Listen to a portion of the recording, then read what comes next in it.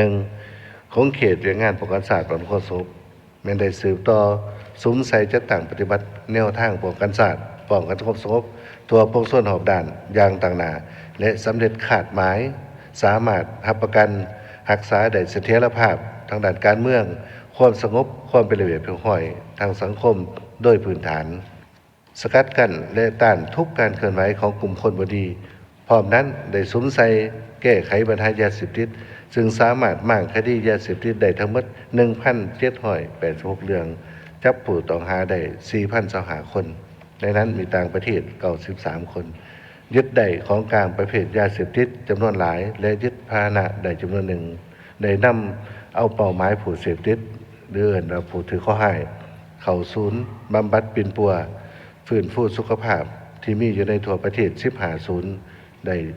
7,046 คนยิ่ง412 คนปิ่นปัวดีและกลับคืนบ้านแล้ว2,769 คนยิ่ง217 คนยังสืบต่อเป็นปัว 4,277 คนยิ่ง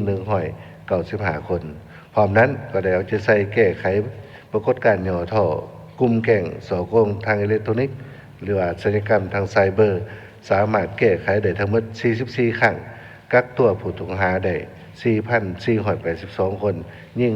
1,032 คนร่วมมี25สัญชาติในนั้นคนลาวมี